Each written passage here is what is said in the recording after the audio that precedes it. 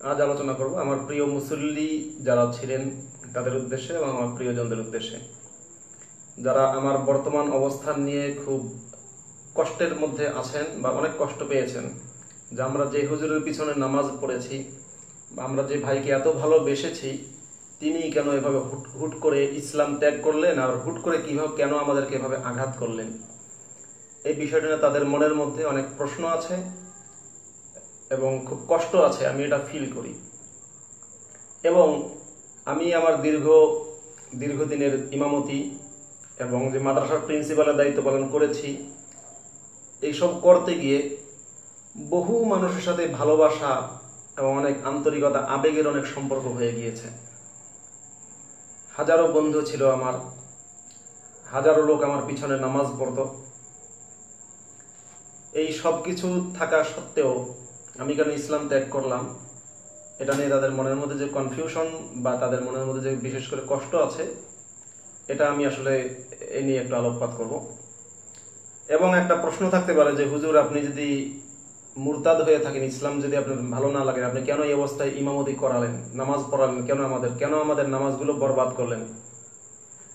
এই প্রশ্নের জবাবে আমি বলবো যে আমি আপনাদের কারো নামাজ বরবাদ করেছি এটা আমার কাছে মনে হয় না।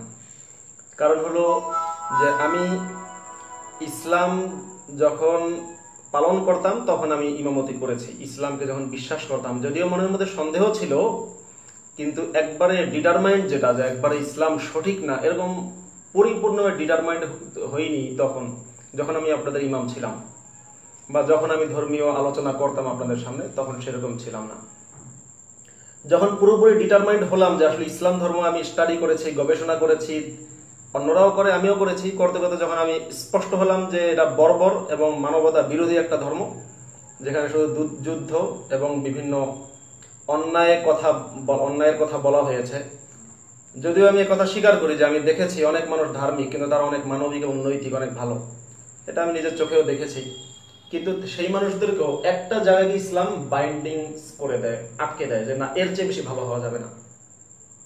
যেমন দেখা যায় একজন মানুষ, সে নামাজ পড়ে, সে রোজা রাখে, সে হজ করে, সবই ভালো কাজ করে, সে কোনো অন্যায় কাজ করে না, হালাল কামাই করে, হালাল বলতে সুদ খায় না, ঘুষ খায় না, দুর্নীতি করে না, এইসব সে করে না। এখন এই মানুষটা যখন শুনবে একজন নাস্তিককে কুপিয়ে হত্যা করা হয়েছে, তখন সে মানুষ খুশি হয়।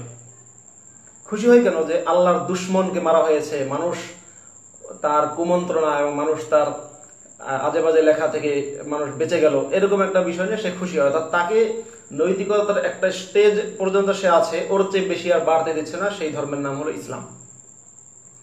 এইসব হিসাব নিকাশ করলাম যখন, তারপরে বিভিন্ন ব্লগারদেরকে যখন হত্যা করা হলো, অভিজিৎকে হত্যা করা হলো, নিলয় নীলকে হত্যা করা হলো, ওয়াশিকুর রহমান বাবুকে হত্যা করা হলো, আমি বিক্ষুব্ধ হচ্ছিলাম।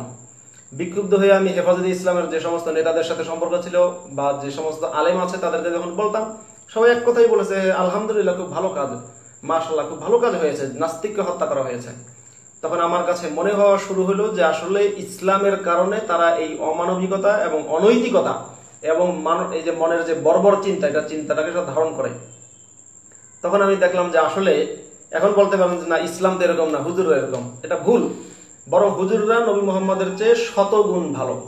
নবী মোহাম্মদ নিজেই অনেক মানুষকে হত্যা করার জন্য ঘাতক পাঠিয়েছেন, কবিকে হত্যা করার জন্য ঘাতক পাঠিয়েছেন, 120 বছরের বুড়াকে হত্যা করার জন্য ঘাতক পাঠিয়েছেন। তারপরে দুধের শিশু যার আছে এরকম একজন মহিলাকে এরকম দুজন মহিলাকে তিনি হত্যা করার জন্য ঘাতক পাঠিয়েছেন, এটা উনি করেছেন।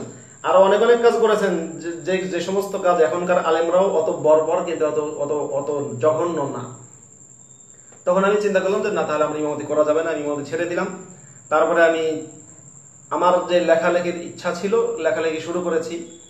এক পর্যায়ে আমি বাংলাদেশ ছাড়তে বাধ্য হলাম এই জঙ্গিবাদী মানসিকতা সম্পন্ন যে লোকেরা আছে তাদের কারণে। যদিও তাদের কারণে দেশ ছেড়েছি, এবং তবুও আমি বলছি, এবং আমার স্টাডি হলো এটা, যে কোনো সাধারণ একজন মুসলমান কিংবা সাধারণ একজন আলেমও যদি হয়, তার নৈতিকতা, তার চরিত্র নবী মোহাম্মদের চেয়ে অলরেডি অনেক উপরে আছে। অর্থাৎ নবী মোহাম্মদ এমন কোনো ব্যক্তি না যে ব্যক্তিকে মানতে হবে। তৎকালীন সময়ে নবী মোহাম্মদের সময়ে রোম পারস্যের দ্বন্দ্ব একটা বিষয় ছিল। দুই দেশের দ্বন্দ্বের কারণে নবী মোহাম্মদ সেখান থেকে তার ধর্ম প্রচারের সুযোগ পেয়েছে।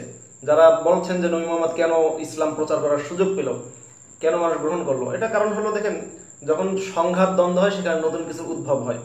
তখন নবী মুহাম্মদের ধর্মটা উনি প্রচার করলেন রোম পারস্যের সংঘাতের কারণে। ঠিক এরকম যখন ইরাকে হামলা হলো এবং বিশ্বের শক্তিধর দেশগুলো আমেরিকা, রাশিয়া, চীন, ফ্রান্স, জার্মানি, ইংল্যান্ড এই দেশগুলোর পারস্পরিক দ্বন্দ্ব যখন আসলো, এই স্বার্থের দ্বন্দ্বের কারণে আইএস, তালেবান বিভিন্ন রকমের জঙ্গি সংগঠন তৈরি হচ্ছে এবং তারা খুব দাপটের সাথে তাদের সন্ত্রাসী এবং অনৈতিক বর্বর কাজগুলো করে যাচ্ছে। তো আরব সৌদি আরবে প্রচন্ড রোদ, ওই রোদের দেশে সেখানে নবী মুহাম্মদের যে থিওরি ছিল, তার যে আইডিওলজি ছিল, তার যে ধর্ম চিন্তা ছিল, এই সবকিছু এই যুগে একবারই অগ্রহণযোগ্য, একবারই অগ্রহণযোগ্য, একবারই অগ্রহণযোগ্য। এটা আমি পুরোপুরি নিশ্চিত হয়েছি। আমি তারপরে এখন আমি আমার কথাগুলো বলে যাচ্ছি, আমি আমার যে লেখাগুলো, আমার মনের যে আবেগগুলো আছে সেগুলো আমি প্রচার করছি। সবাই ভালো থাকবেন, আবার দেখা হবে।